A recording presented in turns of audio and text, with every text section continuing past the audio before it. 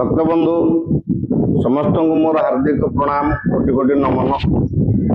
आज आम बसीचे महाप्रभु जगन्नाथ पीठरे उदयवट कलिकी धाम ओंकार क्षेत्र आम साथी अच्छा महाअनुभवी महान भक्त कहले अत्युक्ति हम नहीं बहुत बड़ सेवक जड़े श्री जगन्नाथ बारग्राही सब प्रिय प्रशांत नना आमे भगवान प्रकृतर अच्छा कि ना अनुभूति गोटे दिटा कथा आम शुणा गभीर विश्वास भगवान प्रति रही जेहेतु से सेवक तेणु आम मुहर शुणा। प्रभु जय जगन्नाथ। जय जगन्नाथ। प्रभु जय जगन्नाथ। बहुत बर्तमान समाज में शुणा मिलूँ कि लोक बाहरी कौन बादी सब कहते छोटवादी केते कौन कहते जहाँ भी आम तो क्या खराब कहने आमर लक्ष्य है सी कहते भगवान ना गोटा सब फास्ट चल मठ मंदिर कर गोटे दोषरपात कार्य चल तेणु आम से एस्टाब्लीश करने चाहूँ भगवान को अनुभवटा जीवन में कौन घटी कह केमी अनुभव कर भगवान को से विषय आप कहे आप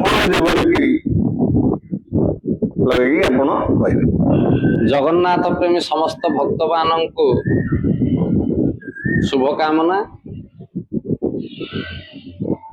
आज कथा वस्तु वर्तमान समाज निम्नगामी जहाँकि वर्तमान समाज रे आमर पिला माने हुंतु बा जनमानस जो माने धर्म विरोधी जो माने प्रभु विरोधी कथबार्ता करुछंती बा प्रभु सत्ता को अमान्य करुछंती प्रभु के अमूल्य संसार रे प्रभुंकर ये विश्व ब्रह्मांड भितरे आमे गोटे गोटे जीव आमे आसीचे प्रभुंकर निर्देश रे किछि कार्य करिबा तार सेवा पूजा करिबा जनमानस को किछि मंतव्य दबा बा ता विषय रे प्रभुंक विषय रे किछि जणैबा पई किछि धर्म मार्ग रे रखिया पई किछि धर्म मार्ग रो अवलंबन करिया पई आमे माने किछि उपयुक्त सत्यानुबली दबा पई आमे आज उपस्थित होइचे प्रभु जगन्नाथ चरणारविंद रे। प्रभु जगन्नाथ चरणारविंद उदयवट धाम रे कल्की धाम रे उदयवट पारुसे लीला उदय हेब प्रभु देहधारी राजीव लोचन बाबांकर मुख निश्रुत यही कथा को आमे वर्तमान संसार रे उपस्थापन करिबा बा यही धर्मर निर्देशना रे प्रभुंकर निर्देशना रे जहा किछि हमको अभिज्ञता जहा किछि हमको जणा अछि आमे से विषय रे किछि कहिबा को जाउ अछि। आपण माने सुनुचंदी हमर जगन्नाथ बाड़ग्राही प्रशांत नना तो प्रभु जी आपण लाइफ रे एमती किसी गोटे घटना घटी जेहेतु आप जगन्नाथ सेवक निश्चय भगवान आपन को कोठी ना कोठी साहाय्य करथिबे सेही प्रमाणटा हमको आवश्यक। भगवान सबु बेले आम मान को साहाय्य करि आछंती बा करुथिबे मध्य आमे जदि भगवान को प्रति सेतिकी आत्मनिवेदन करि परिबा सेतिकी अंतर सहकारे तांको धरी रखि परिबा से निश्चित हमको रखिबे हमको रखिबा सहकारे हमर गोटे छोट अनुभूति कहवा को जाउची। गत किछि वर्ष तले हमर धर्मपत्नी घर भीतर किछि काम करुवा अवस्था रे सीढ़ी रु पड़ जाइए। सीढ़ी रु पड़ जीवार 10 वर्ष परे तांकर अंटारे पेन आरंभ हैला ବା କଷ୍ଟ ସହି ନ ପାରି ବହୁତ କଷ୍ଟରେ ରହିଲେ। ମୁଁ ବହୁତ ଜାଗା ନେଇକିରି ଦେଖେଇବା ପରେ ଏସବି ବଡ଼ ମେଡିକାଲରେ ଟ୍ରିଟମେଣ୍ଟ କରାଇବାର 3 ମାସ ବିତିଗଲେ ମଧ୍ୟ କୌଣସି ସୁଫଳ ମିଳିଲା ନାହିଁ। ତାପରେ ଆମର ହୃଦୟଙ୍ଗମ ହେଲା ବା ଆମର ପୂଜ୍ୟ ପିତା ଯାଇଥିଲେ ପ୍ରଭୁଙ୍କ ଶରଣରେ। ତାଙ୍କର ମଧ୍ୟମ ଅବସ୍ଥାରେ ହାତ ଭାଙ୍ଗି ଯିବାରୁ ସେ ଯାଇଥିଲେ ଠାକୁରଙ୍କ ପାଖକୁ, ଠାକୁରଙ୍କ ଶରଣ ନେଇଥିଲେ। ପ୍ରଭୁ ବାଲୁଙ୍କେଶ୍ୱର ମହାରୁଦ୍ରଙ୍କର ସେ ଶରଣ ନେଇଥିଲେ। ଶରଣ ନେବାର ପ୍ରାୟ 40 ବର୍ଷ ସମୟ ତାପରେ ଅତିବାହିତ ହେଲା ଯେ ଦିନେ କିଛି ସେ ଜାଗାର ଦର୍ଜ ବିନ୍ଧା କିଛି ହେଲାନି। ସେଇ କଥା ଉପସ୍ଥାପନ କଲେ ଆମର ପୂଜ୍ୟ ପିତା ଯେ ଯାଇକିରି ଠାକୁରଙ୍କର ଶରଣ ନିଅ, ନିଶ୍ଚିତ ଭଲ ହବ। ଏହି କଥାକୁ ପାଥେୟ କରିବାରୁ ବା ସେ ଶରଣ ନେବାରୁ ଠାକୁରଙ୍କର ଆଉ କୌଣସି ବର୍ତ୍ତମାନ ସୁଦ୍ଧା 8 ବର୍ଷ ବିତି ଯାଇଥିଲେ ମଧ୍ୟ ଦିନେ ହେଲେ କୌଣସି ତା ଉପରେ କଷ୍ଟ ହୋଇନାହିଁ।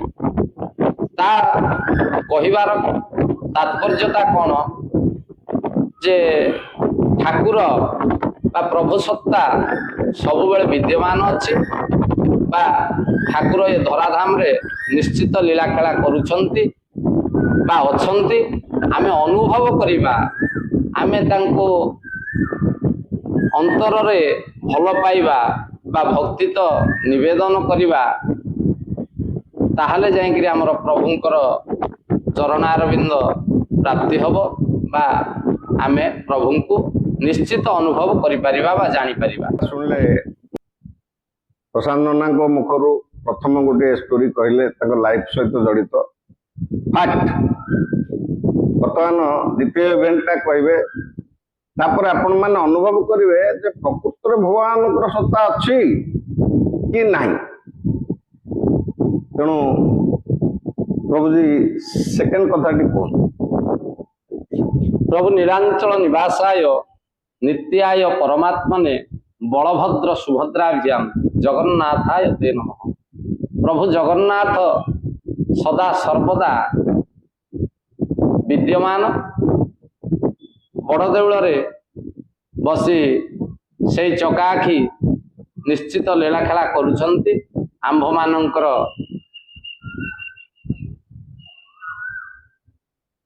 ଗତିପଥକୁ ସୁଗମ କରିବା ପାଇଁ ସଦା ସର୍ବଦା ଚେଷ୍ଟିତ ଅଛନ୍ତି। କହିବାର ଅର୍ଥ, ମୋର ଜୀବନରେ ଛୋଟ ଅବସ୍ଥାରେ ମୁଁ ପ୍ରଭୁଙ୍କର ପ୍ରାପ୍ତି ହେଇଥିଲି। କେମିତି ହେଇଥିଲି ସେ ଜିନିଷଟି ହେଲା, ସେ କଥାଟି ହେଲା ଯେ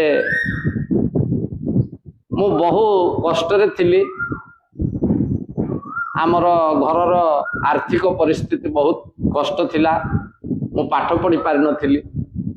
ମୁଁ ଠାକୁରଙ୍କୁ ନିବେଦନ କରିଥିଲି, ପ୍ରଭୁ ମୋତେ ବହୁତ ପାଠ ଦରକାର ନାହିଁ, ବହୁତ ବିଦ୍ୟା ଦରକାର ନାହିଁ, ମୁଁ ଅଳ୍ପ ବିଦ୍ୟାରେ ସନ୍ତୁଷ୍ଟ ହେଇପାରିବି। ତୋର ଚରଣ ସେବା କରି, ତୋର ପାଖରେ ଆତ୍ମନିବେଦନ କରି ମୁଁ ସଦା ସର୍ବଦା ରହିବାକୁ ଚାହେଁ। ମୋତେ ଅଧିକ କିଛି ଆବଶ୍ୟକତା ନାହିଁ। ସେଇ ଠାକୁରଙ୍କ କୃପା କହିଲା ବେଳକୁ ଆଖିରୁ ଲୁହ ଆସିଯାଉଛି ଯେ ମୋ ଉପରେ ଠାକୁରଙ୍କର ସଦା ସର୍ବଦା ହାତ ରହିଛି ବା ରହିଥାଉ। ମୋର ଏତିକି ପ୍ରାର୍ଥନା, ମୁଁ ଆଜି ସେଇ ଠାକୁରଙ୍କର ଚରଣ ସେବାରେ ରହିପାରିଛି। ସେଇ ଠାକୁରଙ୍କର ସେବକ ଏଇ ଉଦୟବଟ ଧାମରେ ବସିପାରିଛି ବା ବହୁତ ପୂଜାପୂଜି କରିଛି ଜୀବନ ମଧ୍ୟରେ। ଏଇ ସ୍ୱଳ୍ପ ସମୟ ଭିତରେ ବହୁତ କାମ କରିଛି, ହେଲେ ମୋର ସଦା ସର୍ବଦା ଚେଷ୍ଟିତ ମନ ଥିଲା। ମନ ଭିତରେ, ମୋର ପ୍ରାଣ ଭିତରେ ଥିଲା ମୁଁ ଠାକୁରଙ୍କର ସେବା ପୂଜା କରିବି, ବା ସବୁଦିନ ତା ଚରଣ ତଳେ ରହିପାରିବି। ସେ ଦିନଟି ଉପସ୍ଥିତ ହେଇଛି ଗତ ବର୍ଷ ଠାରୁ। ଏଇଠାରେ ମନ୍ଦିର ପ୍ରତିଷ୍ଠା କରିବାକୁ ଆସିଥିଲି, କିନ୍ତୁ ବାନ୍ଧି ହେଇଗଲି ତା ଚରଣ ସେବାରେ। ସେ କହିବାର କଥା ଆତ୍ମଭରା ହେଇଯାଉଛି ବା ମୋର ହୃଦୟକୁ ବିଦାରିତ କରିଦେଉଛି ଯେ ମୁଁ ଠାକୁରଙ୍କର କେବେ ହେଲେ ସେବା ପୂଜା କରିବାକୁ ଆସିନଥିଲି, ମନ ଭିତରେ ସେଇଟା ରଖିନଥିଲି। ସେ ଠାକୁର ମତେ ବାନ୍ଧି ପକାଇଲା। ସିଏ ଜଗତକୁ ବାନ୍ଧିଲା ବାଲା ଠାକୁର। ତାକୁ ଅନ୍ତର ଭିତରେ ଯେ ଯେମିତି ଡାକିବ ସେ ସେମିତି ପାଇବ। ଏଇଟା ହେଲା ମୋର ମନର ବା ମୋର ଆତ୍ମ ନିବେଦନର ଆଜି ଫଳ। ମୁଁ ସେତିକି ଠାକୁରଙ୍କ ପାଖରେ ଡାକିଥିଲି, ଘରେ ଡାକିଥିଲି, ଛୋଟ ଅବସ୍ଥାରେ ଡାକିଥିଲି। ଆଉ ଆଜି ସେ ମୋର ଫଳ ନିଶ୍ଚିତ ପୂରଣ କରିଛନ୍ତି, ମନସ୍କାମନା ପୂରଣ କରିଛନ୍ତି। ପ୍ରଭୁ ହଉଛନ୍ତି ଅନ୍ତର୍ଯାମୀ। ଏଇଟା ଆମେ ସମସ୍ତେ ଶୁଣିଛେ। ଯେ ଅନ୍ତରର କଥାକୁ ଜାଣିପାରନ୍ତି, ପ୍ରତ୍ୟେକ ଲୋକର ଭିତରଟାକୁ ପଢିପାରନ୍ତି, ମନ ଭିତରେ କିଏ କଣ ଭାବୁଛି ସେ କଥାକୁ ସେ ପୂରଣ କରିଥାନ୍ତି। ବଡ ନିଛୋଟ ଉଦାହରଣ ଦେଲେ ଆମର ପ୍ରଶାନ୍ତ ନନା ପ୍ରଭୁଜୀ। କେମିତି ତାଙ୍କ ମନ କଥାଟାକୁ ପ୍ରଭୁ ପଢି ଦେଇଥିଲେ, ତାଙ୍କୁ କେମିତି ତାଙ୍କ ପାଖରେ ଆଶ୍ରୟ ଦେଲେ। ମିଷ୍ଟେରିୟସ୍ ଥିଙ୍ଗ। এইসব কথা গুড়াক বিশ্বাস ବି କରି ହୁଏନି ବେଳେ। ମୁଁ ଏଇ ରିସେଣ୍ଟଲି ଡକ୍ଟର ପ୍ରଶାନ୍ତ ଭୂଷଣ ଆଚାର୍ଯ୍ୟ ମହାଶୟଙ୍କର କିଛି ଗୀତା ଜ୍ଞାନ ସ୍ପିଚ୍ ଶୁଣୁଥିଲି IIT କଲେଜର କ୍ୟାମ୍ପସରେ। ଡକ୍ଟର ପ୍ରଶାନ୍ତ ଭୂଷଣ ଆଚାର୍ଯ୍ୟ ଜଣେ ମହାନ ଗୀତା ଜ୍ଞାନୀ, ଗୀତାର ପ୍ରଚାରକ। କେବଳ ସେତିକି ନୁହନ୍ତି, ସେ ଜଣେ ବିଶ୍ଳେଷକ, ଧର୍ମ ସଂସ୍କାରକ ଏବଂ ଗବେଷକ। ତାଙ୍କର ପ୍ରତ୍ୟେକ କଥା ମତେ ବହୁତ ଭଲ ଲାଗେ, କାହିଁକିନା ସେ ବହୁତ ବିଶ୍ଳେଷଣାତ୍ମକ ଭାବରେ ବୁଝାନ୍ତି। ତାଙ୍କ କଥା ହିସାବରେ ଭଗବାନ ଏମିତି କୌଣସି ଗୋଟେ ବସ୍ତୁ ନୁହନ୍ତି ଯୋଉଟା ମୁଁ ବୁଝିଛି। ଆମେ ତାକୁ ବସ୍ତୁ ଆକାର ଦେଇକି ବଡ ଭୁଲ କରୁଛେ, ଯୋଉଥିପାଇଁ ଲୋକଙ୍କର କନଫ୍ୟୁଜନ ଆସୁଛି। କିଏ କହୁଛି ପଥର, କିଏ କହୁଛି କାଠ। ଠାକୁର ତାଙ୍କ କଥା ଅନୁସାରେ ସେ ହଉଛନ୍ତି ଗୋଟେ ଶକ୍ତି, ଯୋଉ ହେ ବି ଯୋଉ ନେଇ ହେ। ଯେମିତି ଗୋଟେ ଶକ୍ତିକୁ ଆମେ କେବଳ ଅନୁଭବ କଲାବେଳେ ଜାଣିପାରିବା ଏଇଟା ଶକ୍ତି। ଧରାଯାଉ ଖରା ହଉଛି, ବାହାରକୁ ଗଲେ ତା ତାପ ଶକ୍ତିକୁ ଅନୁଭବ କରିପାରିବା। ତେଣୁ କହିବା ଟେମ୍ପରେଚର ଖରା ନାହିଁ, ତାର ତାପଟାକୁ ଆମେ ଅନୁଭବ କରିପାରିବା। ସେମିତି ଭଗବାନ ହଉଛନ୍ତି ଅଲମାଇଟି। ସେଥିପାଇଁ କୁହାଯାଏ ସର୍ବଶକ୍ତିମାନ। ସବୁ ଶକ୍ତିର ଠୁଳ ଜାଗା ହଉଛନ୍ତି ଭଗବାନ। ଭଗବାନ ହଉଛନ୍ତି ସେଇ ଶକ୍ତିମୟ। ତାଙ୍କ କଥା ହିସାବରେ ମୁଁ ତାଙ୍କର ବହୁତ ବଡ ଫ୍ୟାନ। ସିଏ ଯୋଉଟା କହିଲେ ଇଏ ହଉଛନ୍ତି ଶକ୍ତି। ତେଣୁ ଆଙ୍କର ସ୍ଥିତି ନାହିଁ। ବୈଜ୍ଞାନିକ କଥା ହିସାବରେ ଶକ୍ତିର ସ୍ଥିତି କିଛି ନଥାଏ। କୌଣସି ବସ୍ତୁର ସ୍ଥିତି ଥାଏ, ତାର ଆକାର ଥାଏ, କିନ୍ତୁ ଶକ୍ତିର କିଛି ଆକାର ନାହିଁ। ସେ ଯେକୌଣସି ଆକାର ନେଇପାରିବେ ଯେତେବେଳେ ଚାହିଁବେ। ଶକ୍ତିରୁ କଣିକା ସୃଷ୍ଟି, କଣିକାରୁ ବସ୍ତୁ ସୃଷ୍ଟି। ତେଣୁ ତାଙ୍କ କହିବା କଥା ଯେ ସର୍ବଶକ୍ତିମୟ, ଶକ୍ତିରେ ବିରାଜମାନ, ତାକୁ ଆମେ ରୂପ ଦେଇକି ବଡ ଭୁଲ କରିଛେ। ତେଣୁ ସେ ଯିଏ ଅରୂପ, ଯିଏ ଅନନ୍ତ, ଯାହାକୁ ଆମେ ଏଟା ଛୋଟିଆ କରି ଦେଖେଇ ଦେଇଛେ, ତେଣୁ ଲୋକମାନଙ୍କର ଚିନ୍ତାଧାରାଟା ଛୋଟ ହେଇଯାଉଛି। ସେ ଭଗବାନ ଗୋଟେ ଏଡିଟିଏ ବସ୍ତୁ ବୋଲି ଭାବୁଛନ୍ତି। ତେଣୁ ମୁଁ ତାଙ୍କୁ କୋଟି ପ୍ରଣାମ କରୁଛି ଏଇ ମେସେଜ ମାଧ୍ୟମରେ। ବହୁତ ସୁନ୍ଦର ବାର୍ତ୍ତା ଏ ସମାଜକୁ ଆପଣ ଉପସ୍ଥାପନ କରୁଛନ୍ତି।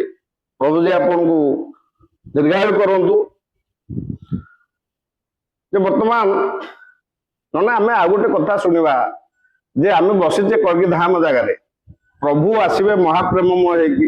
ନା ସେ ଖଣ୍ଡା ଧରି କାହାକୁ ଆଣିବେ, ନା କିଛି ମାରିବେ କାହାକୁ। ତାଙ୍କ ଚତୁଃପାର୍ଶ୍ୱରେ ଯୋଉ ପ୍ରକୃତିର ଶକ୍ତି ସବୁ ଆସୁଛି, ସେ ଧ୍ୱଂସ କରିବେ ବୋଲି ମାଳିକାରେ ଯୋଉଟା ଲେଖା ହେଇଛି।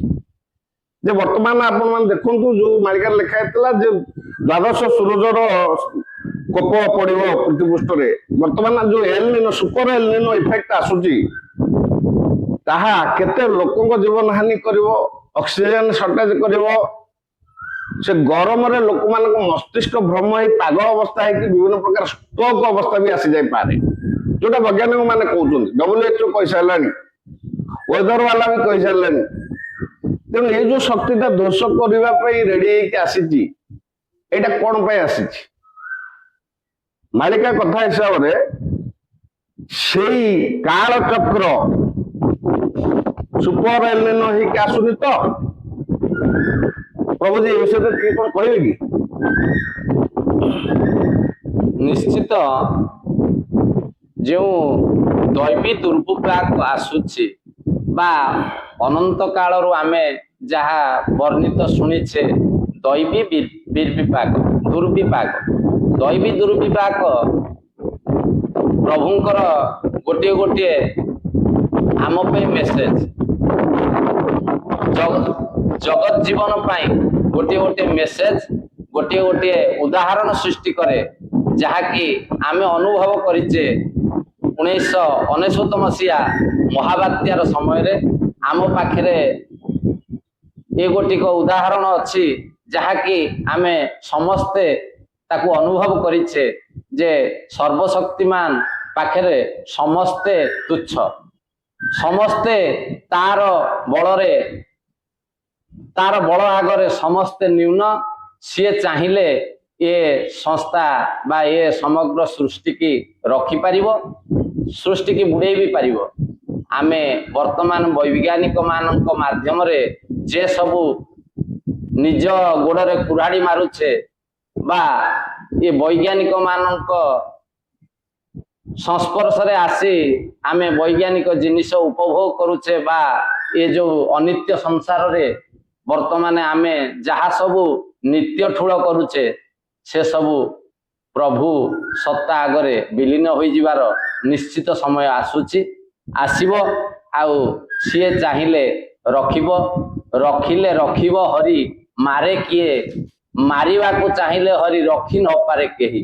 ଏହି ଅର୍ଥରେ ସିଏ ଯଦି ଚାହିଁବ ଏ ସଂସାର ଯୁଗକୁ ଯୁଗ ଏହି ମତ ପରମାନନ୍ଦ ଏ ଜଗତ ନ୍ୟାୟରେ, ପରମାନନ୍ଦଙ୍କର ଏ ଜଗତର କର୍ତ୍ତା ପ୍ରଭୁ ଜଗନ୍ନାଥ, ସିଏ ଚାହିଁଲେ, ସର୍ବଶକ୍ତିମାନ ଚାହିଁଲେ ନିଶ୍ଚିତ ଶକ୍ତିଟି ଆମ ସମଗ୍ର ସଂସାରକୁ ରକ୍ଷା କରିପାରିବ ଆଉ ସମସ୍ତଙ୍କୁ ବିପଥଗାମୀରୁ ଉଦ୍ଧାର କରି ସତ୍ୟ ପଥରେ ବା ନ୍ୟାୟ ପଥରେ ପଥିକ ହେବାର ବାଟ ଦେଖେଇ ପାରିବ। ଜୟ ଜଗନ୍ନାଥ। ଜୟ ଜଗନ୍ନାଥ। ମୁଁ ରିପ୍ରେଜେଣ୍ଟେସନ ରେ ଡକ୍ଟର ପ୍ରଶାନ୍ତ ଭୂଷଣଙ୍କ କଥା କହୁଥିଲି, ଆଚାର୍ଯ୍ୟଙ୍କ କଥା। ତାଙ୍କ ଭିଡିଓକୁ ଯାଆନ୍ତୁ, ଆପଣ ମାନେ ଅନୁଭବ କରିପାରିବେ ସେ ଯୋଉ କାଳଚକ୍ର ଉପରେ ପରିବେଷଣ କରୁଛନ୍ତି, ସେଠୁ ଅନୁଭବ କରିପାରିବେ ଯେ what is going to happen.